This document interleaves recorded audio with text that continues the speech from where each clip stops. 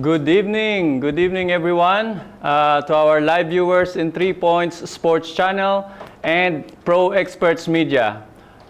Tonight we have a very heavy cast of a guest for our today's episode, which is lahing Emirati Pusong Pinoy. Coach? Good evening, Boss O. Welcome to 3 Points Channel. Once again, followers and friends, we will be having, as what Boss O said, we have some very popular guests for tonight. Yes, I think this is the time that this, since we created the sports channel, this is the level up, they say, right? Because we have our distinguished guest tonight, and I'm so thankful that you guys find time to join us today. So, Bosso, without further ado, sure. So you have to introduce them now. Yes, sure. I think we will start obviously with the ladies first. Miss RHODA, if you can tell us about yourself a bit. Hello. Hello, good evening po. First of all, I wanted to thank you, Coach Chris at Boss O, for having this opportunity. My name is 𝘍𝘍𝘍𝘍 𝘍𝘍𝘍𝘍. I'm from Abu Dhabi. I'm a mother of one, Bahnoon, and I'm working and playing volleyball here in Abu Dhabi. Nice. Nice. So welcome to the show, and obviously you are you can see your highlights. I mean, one of the great UAE national player in volleyball. So welcome, and yeah, we'll ask more about how you came into the sports and what you're doing right now later on. Inshallah.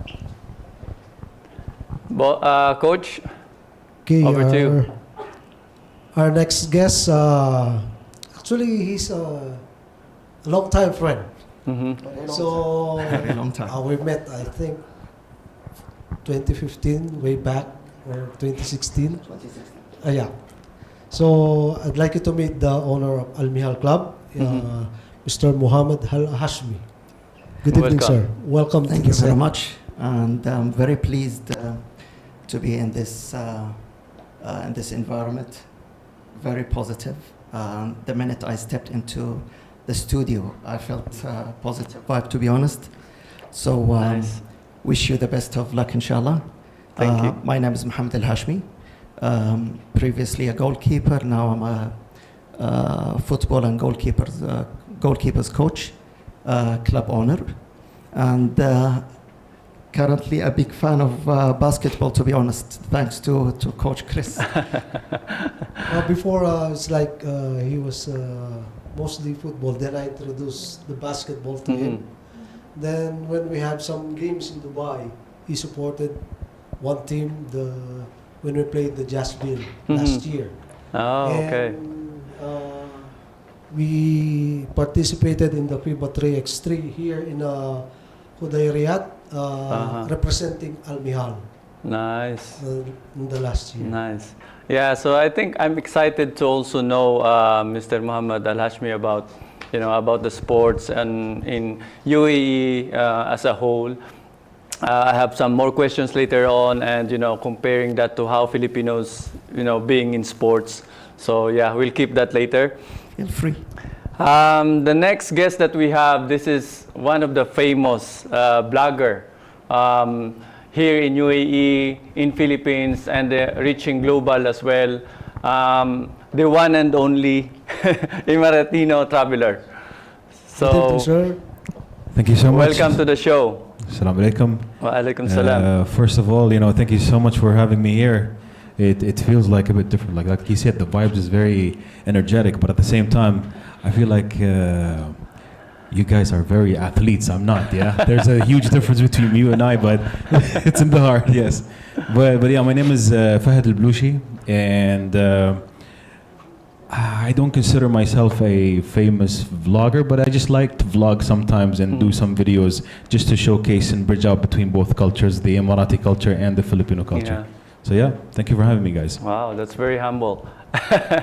Yeah, because I have seen his blogs really going viral, and And this is one thing that I like here in UAE. Locals are very kind, and you can really approach them, and they're very humble. So let's start with Miss Rhoda to understand more on how did you start and why volleyball? Okay, it's a long story, but to make it short, Sure. since high school, I've tried a lot of sports. Football, basketball, you name it. Then I tried, I played a national team for judo. Then I played for Abu Dhabi Police Taekwondo. Okay. Then since 2014, I met Coach Nikki. So then it started to be more professional playing on volleyball. And there where my heart fell and played volleyball till now. All right, that's very cool. I was gonna move my chair when you said judo and. All right. Wow. So you're really into sports since since a young childhood, age. yes. Yeah. And I was like searching for the sports that I wanted to do professionally. So I tried individual sports, team sports, and what I found is volleyball is the Volleyball. game. Yes. Yeah. That's really good. That's really good story. Yeah, we had Coach Nikki last time, and she was telling us about her favorite player. Yes. So yeah. Yes. Cool. I think that's really that's really fascinating that your journey from judo and then the other sports that you have, taekwondo, and into a team games, sports. which is volleyball. Yes, yes. Nice. That's very nice. So at least your journey from that angle is still having getting sports and having more teammates. Yes. Cool. I have a question, Rhoda. Yes. When you were training with Coach Nikki, how was it? It was good. Actually, I always ask for her, like, Coach, bugbugin mo ko. Like, kill me. I wanted to learn more. I wanted to do more. So, yeah, I have fun and I learned a lot with Coach Nikki. So, That's a great attitude. That's a great attitude because if as an athlete, if you say to your coach that, hey, coach, give me all you got, Yes. right? Like you're a sponge ready to take everything. Yes. That's really good. Because some of the athletes, when they go and you're a coach and they say, okay, I know this already, they're already a star player, Yeah. that's really headache. Sure. Cool. So let's go to Mr. Mohammed. Before he was like, when I first met Mr. Mohammed, it's like there was an event in Al-Wada it's like Guinness Book of Record, as I remember. That's the time. You're right. So what's the name of your athlete back then? Okay. She was my fitness coach back then. Her name is Eva Clark, and her attempt was to break records for pull-ups. So for 1 hour, 12 hours, and 24 hours. So it was a 24-hour event. Maximum pull-ups, and she broke all the records. I can't recall what was the 1 hour break, 1 hour result, but the 24 hours is, it was 3,636 pull-ups. Wow. Yeah. I mean, we're proud. 3,036? 3,600. It was 3,636. That's when I told her, since you're 36 years old, why don't you go for the double maybe 36? we'll So she just was do like, the okay, three. let's do that. Yeah. The last three. Cool. That's really good. And how did you get involved in the sports? Since my childhood, I've always loved sports, any kind of sports, but I was more into football. Okay. Even though I was studying in college, it was difficult for me to continue with a professional club. Then when I graduated, I went back to semi-pro. And that's when I got my knee injury. It was a medial meniscus, even though it wasn't a serious injury, but then I couldn't go back because goalkeeping demanded explosiveness. Yeah. Yeah, and that's what I shifted my career to coaching. Oh, okay, Yeah. that's nice. Yeah. Nice. And yeah, that's really good transition as well. I think normally from athlete, they go to, from being athlete and then into coaching. And it's more fun to coach, to be honest, because when you're an athlete, you don't see the result on yourself. Yes. You feel like you're not progressing. Mm-hmm. Okay, but when you coach and you see the progress every single session on your athlete, young or senior, and that's where the pride comes. You're like, oh, I've changed something in my athlete, and that was more joyful to me. Yeah, as a coach, that's a trophy for us. Yes. Right, if your athlete is getting or achieving something.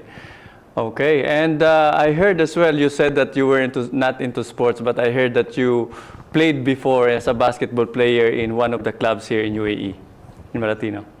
Boy, this is a long story. Yeah, so I don't look like an athlete right now, but previously on early stages, yes, I used to play basketball. Basketball used to be my go-to-go game every time I felt like I wanted to do some kind of an exercise. Mm-hmm. And I had a lot of also good friends who played basketball alongside with me.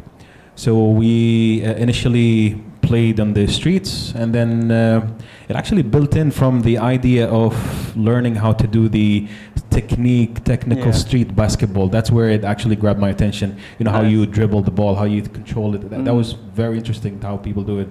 And then slowly it transitioned to playing officially with a certain club here in Abu Dhabi.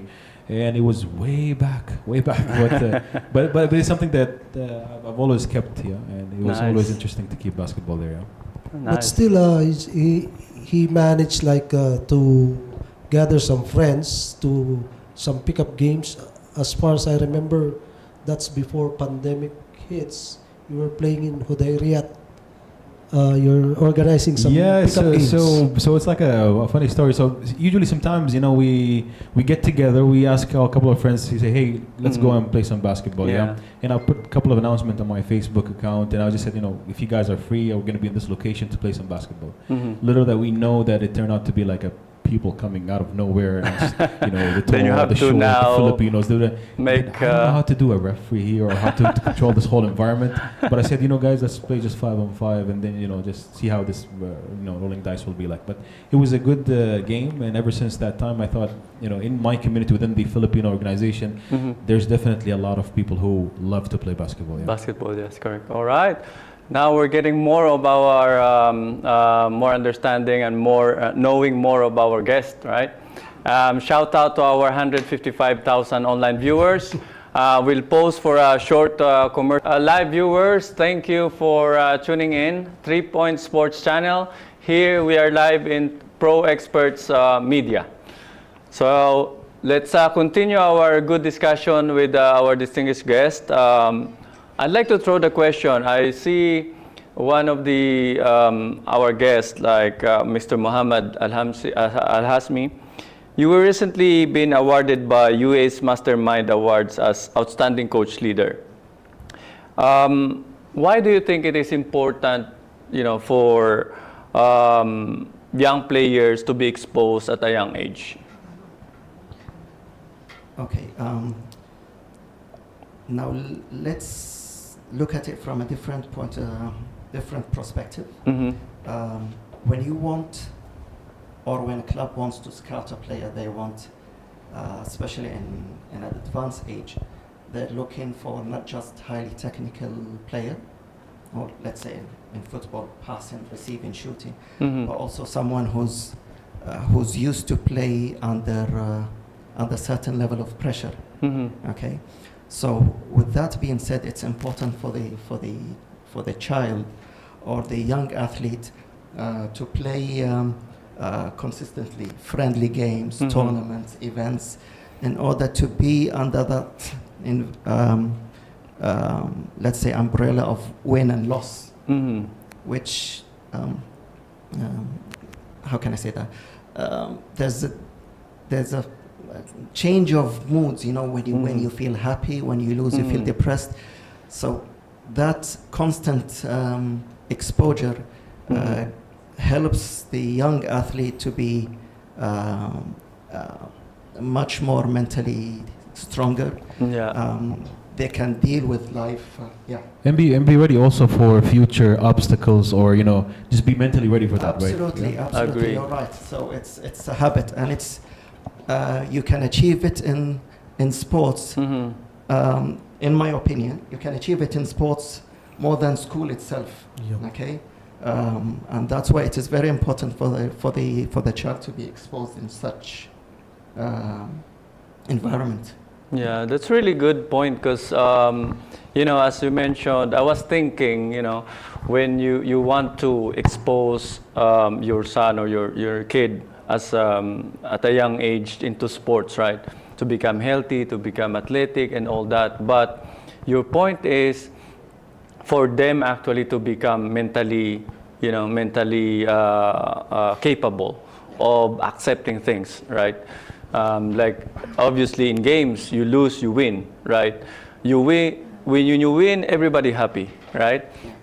But when you lose, some people can't really accept that defeat, So I think that's really a good point that from both of your perspective is at a young age they have to learn to accept defeat and be mentally able to accept those. Yeah. And being in such an environment, I think it builds to the child who's still growing and going through this phase is probably being exposed to such a very cycle breakthrough with their mental.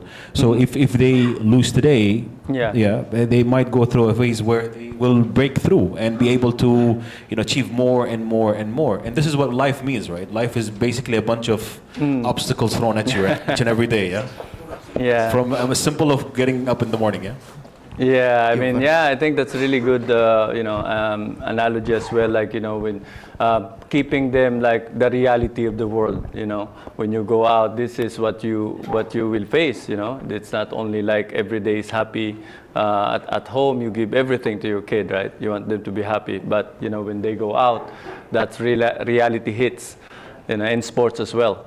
One thing I wanted to add, Mohammed, I don't know if this is something that would be relatable as well, but when it comes to also sports, it's a diversion for the kid or for the person who's playing to not go to the wrong path, for example. Yes. Absolutely. And that's where the government nowadays is promoting to stay away from drugs. This is a very important point. I agree with you. It takes you away from, especially when you have so much free time. Yeah.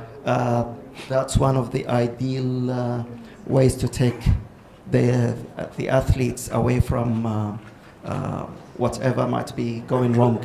So and in social media today, it brings us more closer to the world. And when you look at the world in a different angle as well, you look at you being very, I'm talking to you from a very influencing side, So basically when you are exposed to the world and you see the world in a different way, the world is actually seeing you. And you'll be able to learn the goods and bads of whatever the outcome of the world. So if you're able to take it in a positive way, you get to learn, divert, and do sports, I think it plays a big part in the characteristics of the person, Agree. And by the way, not all the young athletes will be able to make it pro. But at least they will take something positive out of the game, out of whichever game it is. Agree. Yeah. So you mentioned, you mentioned you were from the blogger or social media side. It's like probably when you started. Like, tell us about when you started. Was there's like a lot of practices and training as well? Like, when you are an athlete, you have to train a lot, you have to practice a lot, right? So how was your journey being going into that path as a social media influencer? I think the only training that I went through was in the kitchen trying to cook adobo, man. That was the only training that I had. But when I started my journey, it was actually being able to support Filipinos across the universe. For me, it was like more of like, how can I create a platform where people can share their most happiest moments, such as singing in a karaoke box, showing their talents or even dancing. Yeah. So I created this competition throughout social media. That was my beginnings. Yeah, I used to have I think 2 followers, my mom and dad only. Those following me so far. And then it extended from there. I throw a competition outside and I said, hey guys, you know, if you are good in singing, throw in the best video, let's see it. And little that I know that page that you see today, which is Emaratino Traveler, has grown substantially from that point where people know that Emaratino Traveler was a person who supporting Kabayans from the beginning. Yeah. Nice, nice. And did you face any challenges keeping that channel, like, you know, on that top like top 10 top viral videos?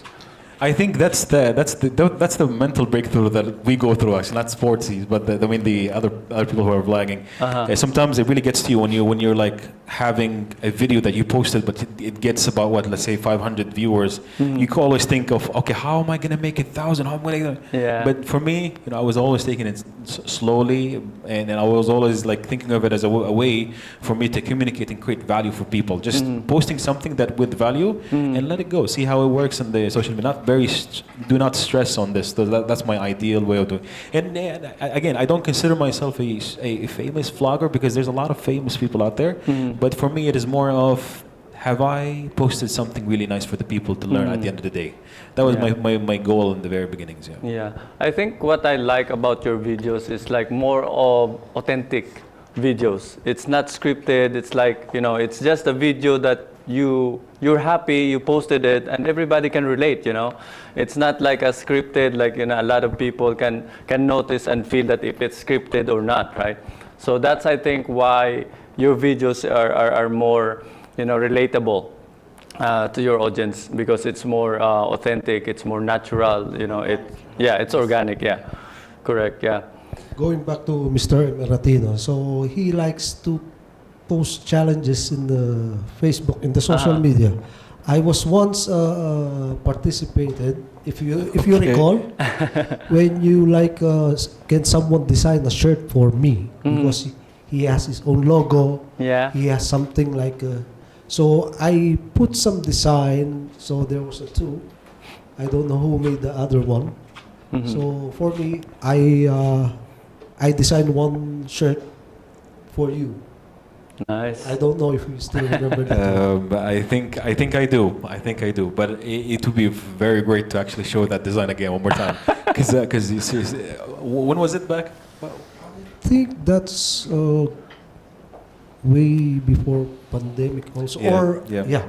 No, see, in general, whenever we post something in challenges, like whatever it is, they always show their talents. They always show the things that they can. So it really tells you something, that Kabayans or the Filipino community are not just doing one single thing. They're multitaskers.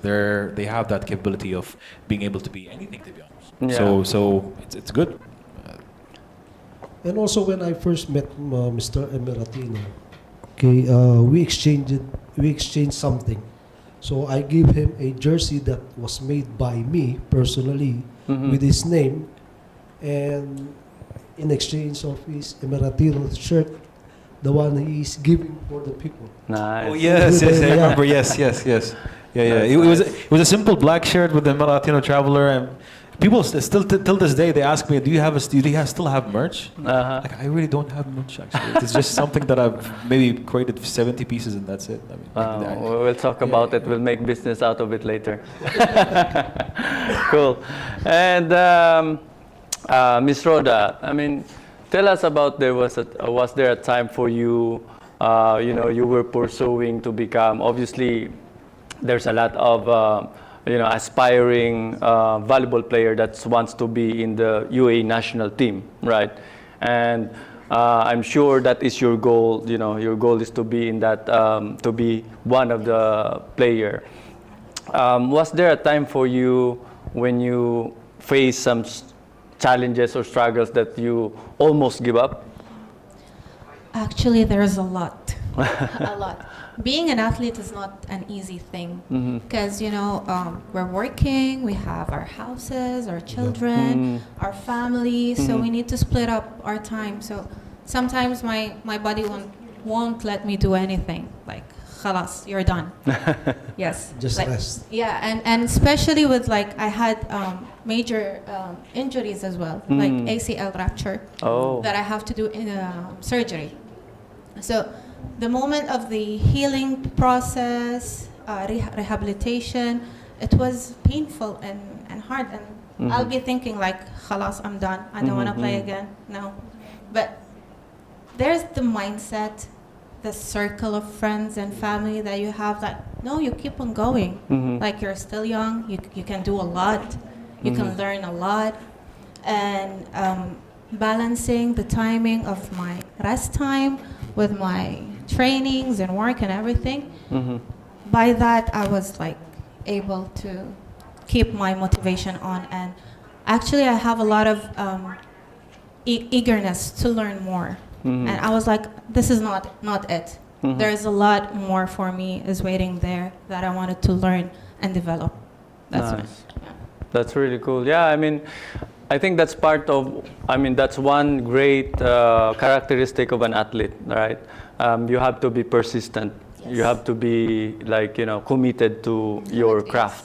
Yes, so whatever challenges it is, whatever injuries you face, and the other side of being an athlete, and if your passion, right? Yes. For that sport. Sometimes, for me, I'm tired.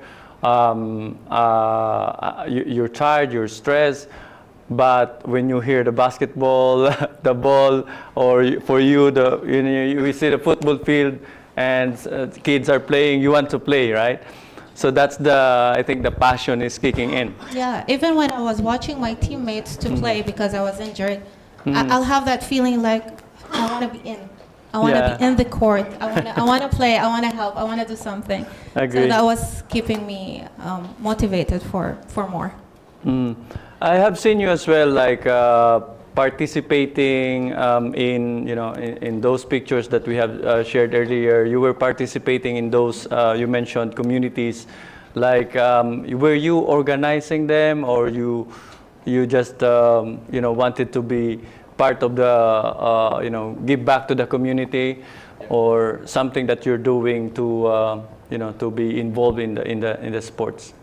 So in sports in general, there are many phases within Emaratino Traveler where we started doing something that it's creating value. So for example, when I mentioned that simple gesture of telling that we have a match that we will play, like 3-on-3, and it grew to like, I think 35 people in the area, and then slowly those 35 has their families and all that. I think it's a message. It's a message that we've got a community, we've got people who wanted to play some sports, we've got some serious challengers, people who really want to do something, and those we want to be able to turn it into a place where it is a competing for everyone, like within the community, to see that we have something going on here in Abu Dhabi. But yes, I do post sometimes from now and then for on the sports, and I'm really hoping that in the future reference we have something as well in the future. Yeah. That's really great, because I think that encourage as well, right? Like people seeing you there, seeing all of you being involved in sports and being there in social media, the people are aware that, hey, we are also like be very, very supportive of the sports here in UAE, in Abu Dhabi as well. So we have 240,000 online viewers now. Thank you so much for the support. We will have more of our guests after the few. Hello, welcome again to our live viewers. We have 240,000 now tuning in 3 Points Sports Channel, and we are live here in Pro Experts Media. I think we have a lot of comments and questions on the live stream. Miss Rhoda? Yes, so the question coming from? The question is like from Coach Nikki. Okay. How do you stay motivated during off seasons? All right. So off season is the most important season, more than the game season, because that's the preparation season. It will be. So to stay motivated, we need to set the goals first. What do I want to reach? What do I want to learn? And try to train for it to get tougher. If there is more techniques that I wanted to learn, I need to do it during the off season. So it's more like setting the goal for to be motivated in off seasons. Nice. Yeah, I think it's important keeping your conditioning. Yes. Right. And that's the most important Yeah. seasons than the All playing right. season. Yeah, I mean, I've seen like for basketball, NBA players off seasons they grind. That's where the time that Yes. they really Yes. practice conditioning, Yes. train, hard training, new Yes. moves, right? And after that time, the athlete would see like, oh, I'm getting better. I have more stamina, more strength to do for the next season. Yeah, cool. Mr. Mohammed, I have seen you participating in or managing some basketball teams as well. So what is like a difference between managing like Filipinos and Emirati teams for you? Okay. When I managed a basketball team, to me it was purely to enjoy the game. I wasn't watching basketball games before, to be honest. Maybe I didn't get the opportunity or the pleasure to do that. But thanks to Coach Chris, to me it was probably just sponsoring a team. But then I was like, let me just sit and watch, just enjoy sports. I don't have to understand what the sport is, and that's where many of the questions were coming to Chris, asking him, oh, what about this rule? What happened here? What's happening there? And that was the joy of watching the sport and the learning curve for me to understand the other sports. And honestly, the Filipino community was very welcoming. That what made me feel like, oh, okay, it's somewhere that I really want to stay for longer, not just watch a game and go. And I made many good friends. Yeah. Yeah, I know. One of that is also the Emirati Filipino Khalifa, who is a national player. Until now, mashallah, we're in contact. We're good friends, and I'm keen to be in more basketball tournaments if an opportunity comes up. Inshallah. Actually, I have a question to Mr. Mohammed. Yeah. I haven't asked this long time. Okay. So, when I approached you with regards like offering you the basketball, did you ever doubt it or think twice that what is question for you. it for me in your side when I introduced basketball to you? Okay. Maybe Omar is more aware, is aware of this. When you're an entrepreneur, you're a risk taker. Yeah. So you go like, you know what? There's nothing to lose. Okay, let me just put my foot in. There isn't much risk in it. And I thought maybe in the near future there might be a potential to expand the business, not just in football, but it could be basketball. Yeah. Maybe not soon, But near future, in the who knows when. But at least let me understand the game. So I wasn't hesitant at all. I just stepped in. I took it as well as a business opportunity. So yeah, so there was no hesitation at all. Nice. I have a question actually. Sure. Have you played basketball? Have you tried? Nope. Not a single game. I tried to play for fun. Okay. And I was terrible. Okay. Terrible man. No, don't worry. Coach will teach you. Coach for the Chris. best coach. I was like, yeah. I mean, as an entrepreneur, you mentioned, right? You evolve you're ready to accept or adapt, right, into evolution of sports, right? And I was here back in 2008. I thought I will be here for just, the maximum, I think, 3 years, and then I get my contract renewed and everything. So now, 15 years back, I'm still here, and I feel like I'm not going anywhere. You feel home because Yeah. you don't see the barrier Correct. Between the communities, to be honest. Yeah. And alhamdulillah, yani, there isn't any barriers. You feel Correct. like you're part of the land, so you feel it's home. Yeah. Yeah. So back then, I was like, it was so hard to find a good basketball shoes in UAE. Like you really have to buy online, or you have to ask somebody going outside to buy basketball shoes for you, you know. And you see now how the totally the sports change everything in UAE. Now you have An NBA store in NBA, Yasmin, yeah, and NBA games here, Yes. you know. And I see a lot of, obviously I'm from the audit side as well. I have my experience in the audit side, and I've seen those, you know, big brands expanding, and mainly because people are, you know, are really like, especially Filipinos, they love Jordans. They love Jordans. They love Nikes. They love basketball shoes, and you can see the you know, the sports stores here, the big sports stores has expanded over years because of that, you know. And then you see, and alhamdulillah, the Dubai or the UAE government as well supports that sports initiative. They built parks with basketball, and you see now the sports, it's not only football. It's becoming like really a lot of, you know, volleyball, football, and basketball is there, even MMA.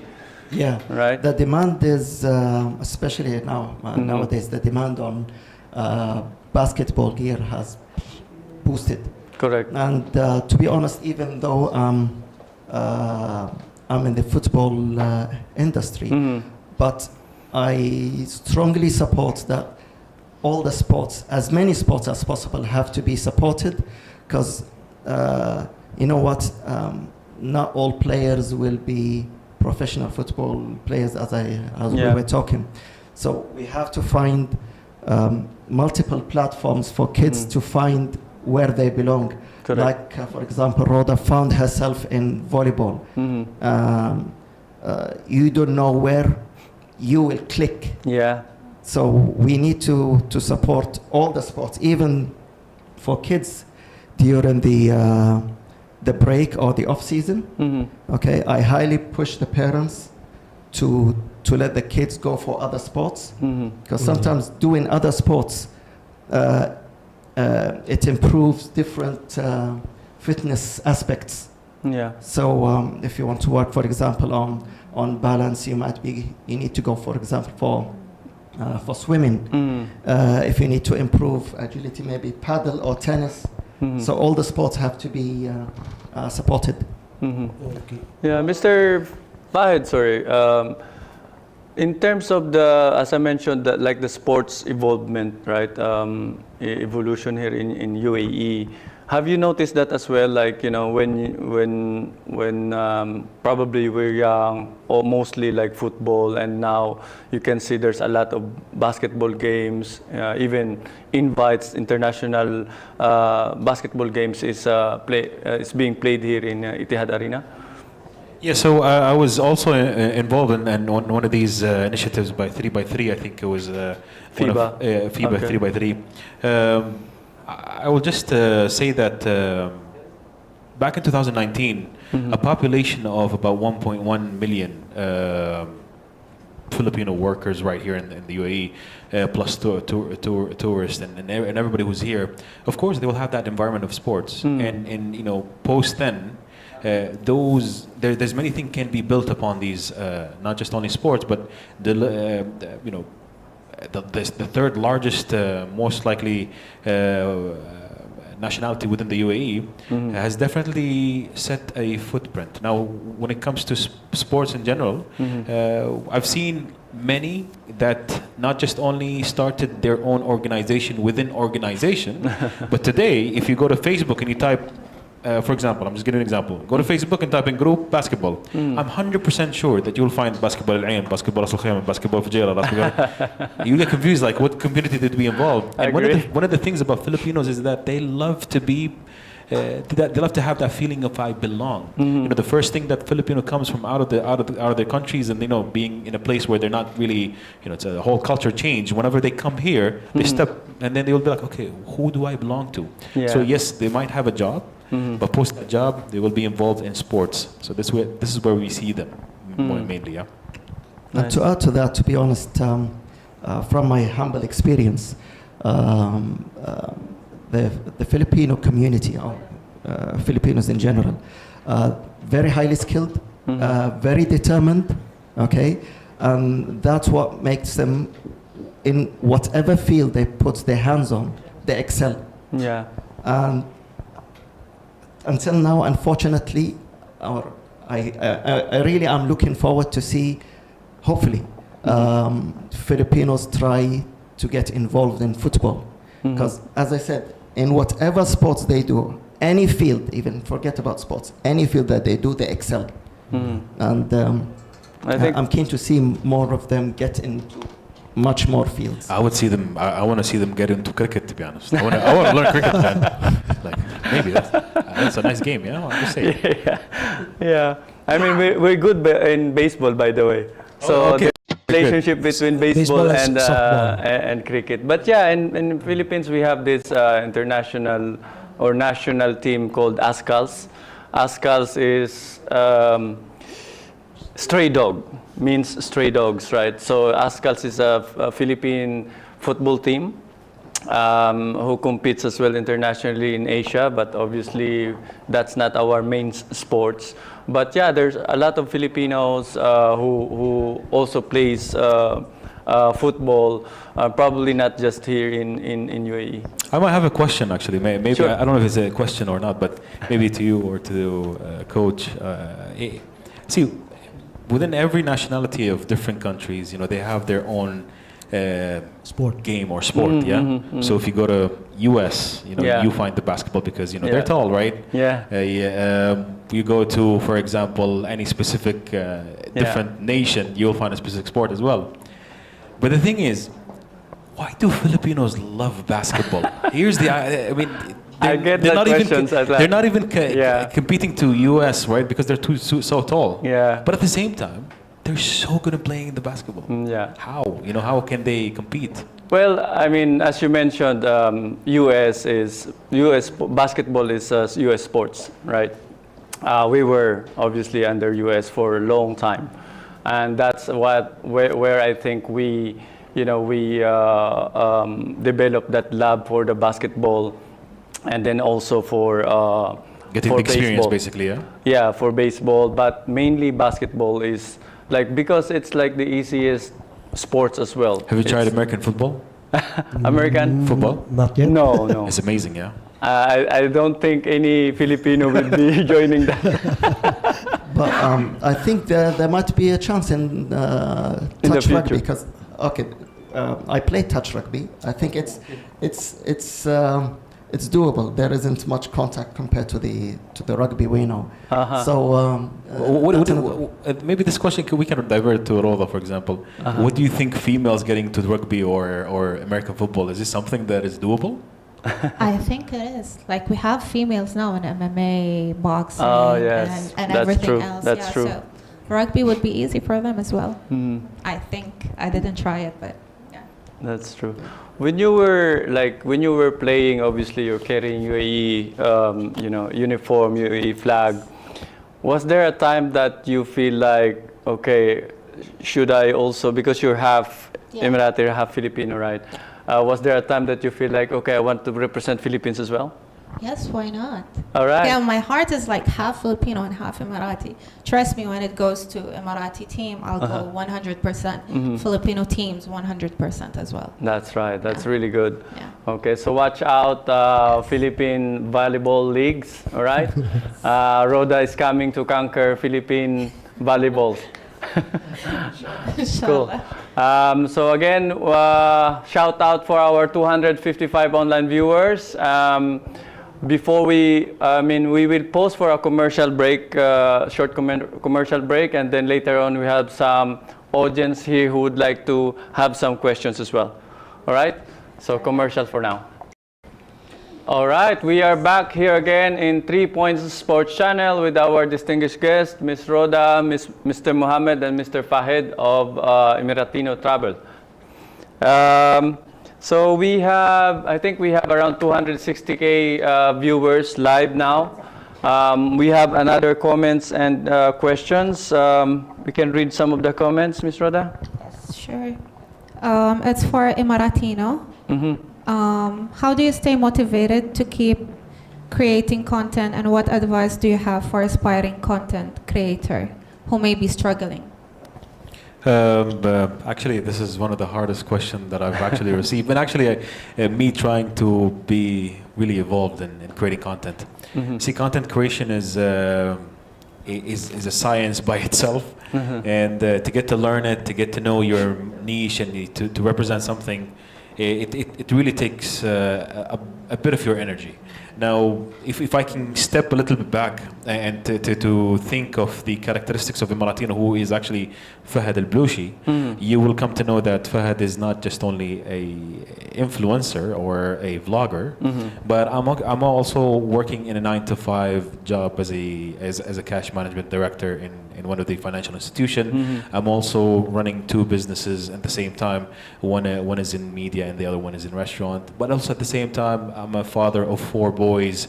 And just think of the vicinity. Yeah, just think of the vicinity of the challenges that I go through in every day, and still trying to create a content. I think that's achievement by itself. And for me, sometimes you say, oh, if you really want to be there in social media, and this is advice.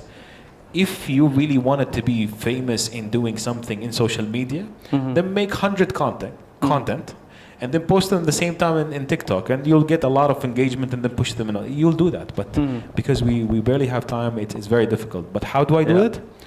I literally grab the opportunity for anything I see today in front of me, and I just do it. Yeah. For example, I just pick up the water right in front of me, and I say, for example, in the Philippines, we do not call this uta. In the Philippines, we call this tubig. Something like that, yeah? So the way how you say it, the way how you represent it, the way how people get connected, yeah? And then so that's simple of a content. Yeah. I just put tubig, water, I post it, that's it. Nice. So it's a value, right? Because you're teaching somebody out there how to say a single word in Tagalog and all that. They just get to learn the language. So slowly that becomes a valuable content. Nice.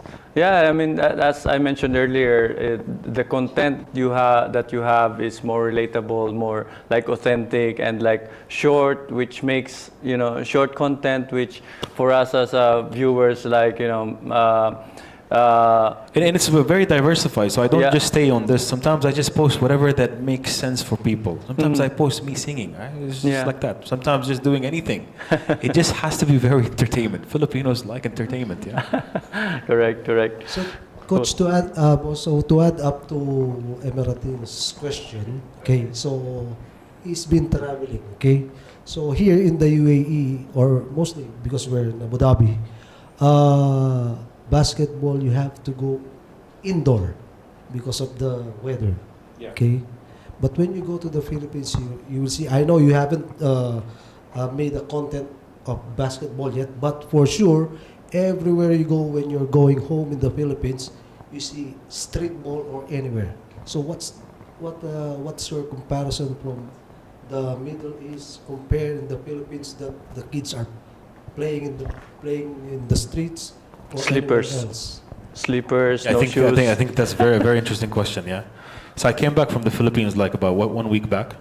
I was there for a solid 2 weeks, and when I was there, I was literally going throughout Luzon, going up north, like literally looking at every single part of area. So I was in Condon, and then Ilocos, and then going down to Tayug, and then all the way to South Manila. And believe me, every single stop and every location that I see, there's always a single basketball court on the right side. And when I came close to my mom's area, right, I saw a bunch of Filipinos who are ranging between 6 to 10 years old, and I can hear them shouting, "Oh yeah, bola." I was like, what's happening here? they're throwing what they're throwing, just not a not even a full basketball, but it was like a little bit inflated. Yeah. Yeah. Wala siyang tsinelas, ano. Like without anything, and they're just playing it. And you can see the joy of playing that game. Yeah. And I think if you actually go there and just present them or hand in a basketball itself to them, Yeah. for them that is a huge. Yeah. So for me, I can see that the basketball has grown within the Filipino community ever since before us. Yeah. I believe that's where talents come from the streets, especially with the simplicity of the games. Yeah. Any game, the simplicity of the games. It doesn't have to be fancy stuff, and that's where I believe, just like football in Brazil, Even it came football, from the right? streets, yeah. Even football back then, when we were playing, I'm 100% sure there is no courts. Yeah. Nothing at all. It was just, Sands. not sands. Maybe you will have like anything that you see in front of you. That will be your goal, yeah. And then you call up everybody and your neighbors. Yeah. You start playing, yeah. I remember when I used to play football, especially in school, we did not have the privilege of getting the ball because it was not allowed. So we used to set our sandals as goals, and we crush a Pepsi can and use it as a football. Okay. Streets are very important to. I think that's where also creativity has grown, yeah. Yeah. So it became more creative as well. Whatever resources you have, Indeed. Yeah, that's correct. So, what would your 3 points of advice for aspiring, let's say, aspiring athlete who wants to be noticed by the club or who wants to be, engaged by the club? What is your 3 points of advice for them to achieve that goal? Okay. First of all, it's very important to keep in mind a lot of learning comes from trial and error. Yeah. Okay. Whether you try yourself, okay, or you seek guidance from a good experienced coach.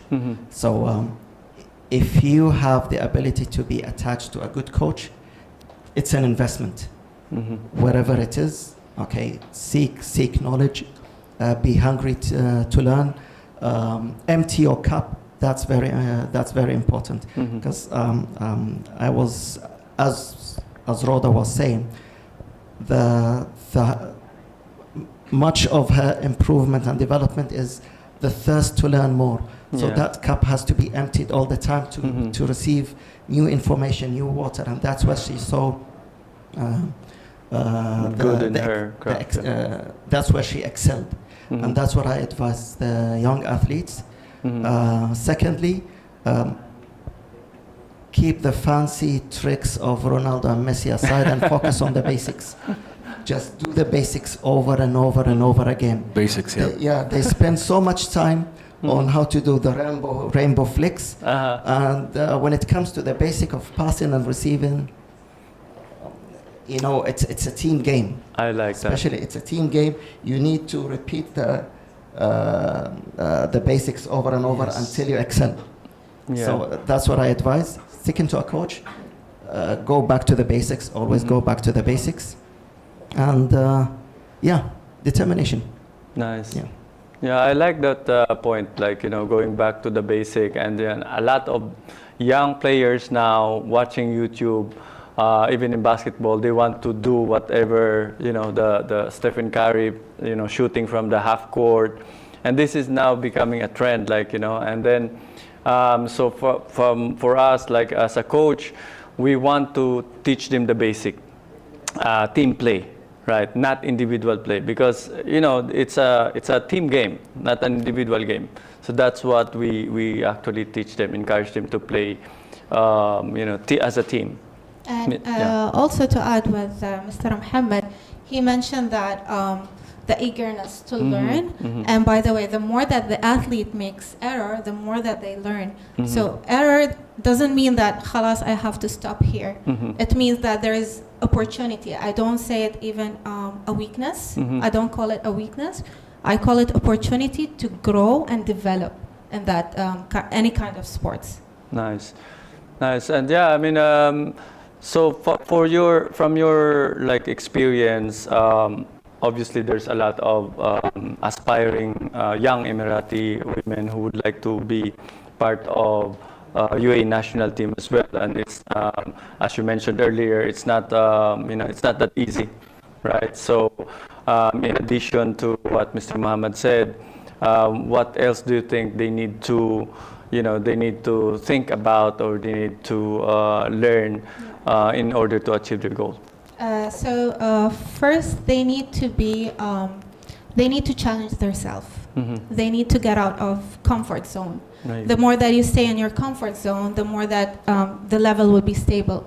So the more that you go out and challenge yourself and do something very hard on you, it will get easier by time. So that's one. Two, they need to have a lot of patience, because growing is not by a day or two. It will take a lot of time. It will depend on their body, their rest, and their training. As Mr. Mohammed said, it depends also on a good coach that's coaching them. So they need to have a lot of patience, and they need to be coachable. Not everything that trust coach, the process. yes, they need to trust the process, and they need to trust the coach that by time they're going to reach the level that they wanted to reach, for example, national team or other teams. I would like to add a very important point regarding coachable. So now also part of what we do is that we scout talents, and also the talents that we build in our club. So let's talk about. Let me talk about the talents that we receive from outside. That they claim they are professional players, or that they have what it takes to be professional. And from almost all the clubs, okay, a very important point is what they're looking for. Yes, they have to have the basics when they start being professional, but also they have to be coachable, because each coach has a philosophy. So that young athlete or any athlete has to be able to adapt to the philosophy of the coach. So, for example, in football, some of the philosophies, we call it the total football, which is in simple, playing the ball on the ground and just pass a move. Whereas some other philosophies is just penetrating as fast as possible to in depth. So if an athlete comes from a certain philosophy, for them to go to another club and sign in for a contract, they have to be coachable. And being able to absorb the new philosophy as soon as possible. Otherwise, that player might not even sign a contract, and even if he signs or she signs, they might be benched. Correct, yeah. I mean, there's a lot of, like, you can say, they think themselves as a star player, right? But as a coach, you want to have like a team, not single person who will carry the team. Right, so you want somebody, you will hire somebody who will fit in the team, not the one who will be the star of the team.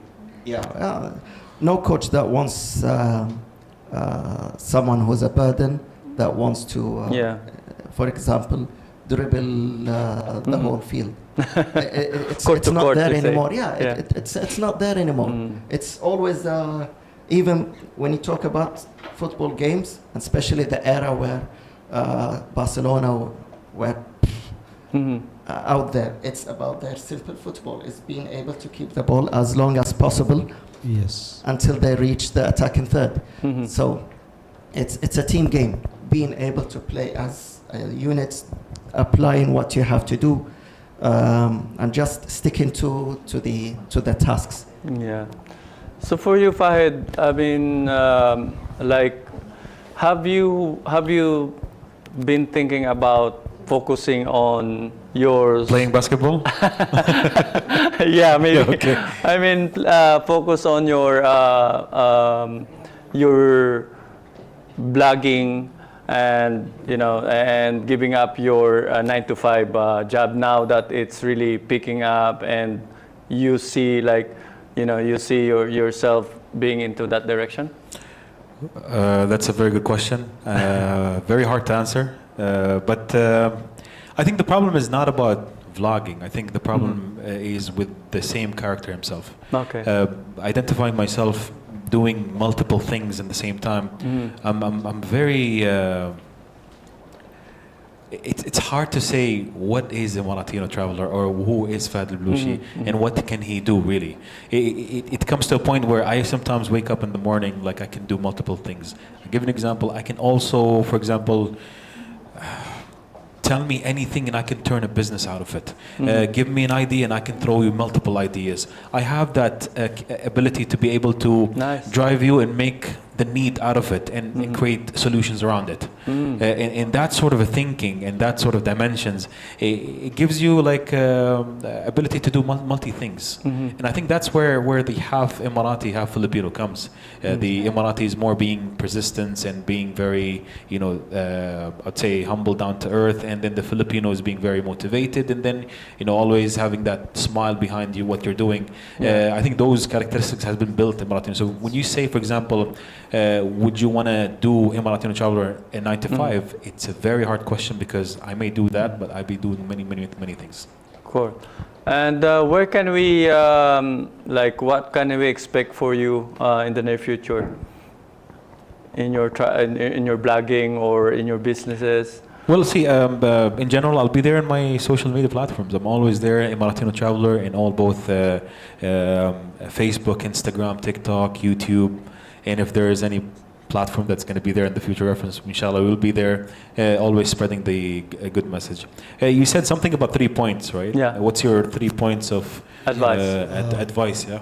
I was kind of preparing for that. Sure. maybe trying to Yeah. maybe advise some of my friends and colleagues and whoever is watching so far. I'd say whatever you are today, however you are watching us, where you are right now, you have to understand that you are blessed. You are able to do what you are doing today. You have opportunities in front of you. A lot of people do not value that being able to see around us because they're more focused or more narrowed to what do they want. Yeah. So it's very important for us to grab the opportunity whenever it's there. If today I was able to go and play basketball, for example, just for instance, then I'm blessed, and there's a lot of people there who are unable to play basketball because of some certain urgent injuries or there's something happening with them. But what I'm saying is grab the opportunity and do it. The second thing would be, and this is an advice that I have ever since I was in college, it's if you want to have something you never had, you have got to do something you never did. It's very simple. It could be applied in any point in life. So if you want to be an athlete, do something very different. Go that extra mile. If you want to be doing this one, so I get to learn the subjects and things. You are a human being. You are the most advanced creature in this entire universe. Take and grab that opportunity to do what you can do and get to learn the baby steps. Yeah. Last one will be patience is a virtue. And I always say, man, sometimes it's very difficult to you to get to a certain phase, but with the right level of patience, you will get there. You will be there. You're almost halfway through. You just have to push through. Yeah. That's so true. That's really relevant in sports, in way of life. Those 3 points. And Mr. Mohammed, where can we see you? What's your future plans? Inshallah, hopefully soon enough, maybe a basketball academy. All right. I've been talking to Coach Chris about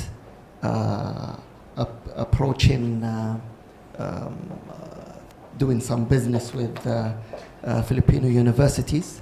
Okay, so there are some ideas and thoughts that we're thinking about together. Initially, yeah. So that's one of the plans, and this is it. That's for now. Yeah. All right. So cool. I want to touch bases with the Filipino community as much as possible. create opportunities. Inshallah. Nice. Like I said earlier, if you want to reach the Filipinos, it's easy. Go to Facebook, type, basketball community, Ras Al Khaimah, Al Ain, Fujairah, all that. You'll see them. By the way, I've been to Philippines once. Oh, nice. Okay, specifically to Baguio. Oh, okay. I fell in love with that place. When was it? Like the weather probably is very good in there. It was around May. Mhm. But then, what was special about that city? I felt it was the cleanest air I've ever smelled, to the limit that I felt my lung was dirty to that extent. I loved the calmness about the Greenery. the greenery, the city. Yeah. The beauty, the nature, everything, yeah? Oh, yeah. What about the food, man? The food I haven't. Halo? It was I haven't tried much Filipino food, to be honest, because it was in a hotel. Maybe caldereta, maybe. But I believe maybe my. It's a Filipino food, yeah. I will try it with you, inshallah. Invite me once. Inshallah. I heard his adobo is one of the best, so we'll see, inshallah. Maybe mukbang, I don't know. I heard about this meal from. Chicken. Chicken adobo with egg. from the song Bebot. Bebot, yes. So yes. since then I was curious. How does it taste like? All right. So that would be interesting. But my wife have been to the Philippines, and her intention was to stay 4 to 5 days, and she's extended. That was before marriage. Yeah, she stayed for a month. Wow. Yeah, she went to Coron. Oh, Palawan. nice. Palawan, yeah. Best beach. Yeah, so we have an intention to go there, inshallah. See, if I can say something about the Philippines, Yeah. you have just explored 1%. Yes, this is one island I'm because telling you. we are 1,107 islands. Actually, let me correct you. Actually, 7,700 islands altogether, Philippines. And not just only that, you've got different types of culture, change, and all that. If you want the cities like Dubai, it's BGC. Yeah? If you want something like I want nature. nature, Palawan, Siargao, and all, you go there, yeah? Yes. Yeah, you'll be my God, inshallah. Oh, good. And I got Yeah. the top. I'm seeing like in the future for Mr. Fahad, like making a content together with Mr. Mohammed. Together with us, mate. I mean, we will be traveling with them. And also with Inshallah. Yeah, maybe. letting Mr. Mohammed taste the Filipino food. Yeah, but not balot, yeah? Not balot. Balot, Okay. obviously. And Rhoda, where can we see you? Where your fans gonna follow you? And what's next for Miss Rhoda? What's next for me? It's so hard because I already started coaching kids. Okay. But my eagerness is not there yet. I'm not fulfilled with my mission or my career in volleyball. I wanted to do more, but inshallah, next plan is to be a fully coach for Nice. volleyball. Yeah. Nice. Cool. So I think that's it. We're gonna wrap up. Thank you once again for our distinguished guest for your time today. Pleasure you, is ours. sir. Thank you for having us. Thank you. And to our live viewers, thank you for tuning in and thank you for your support. See you next week for another episode of 3 Points Sports Channel live here in Pro Experts Media. Stay active. Yeah.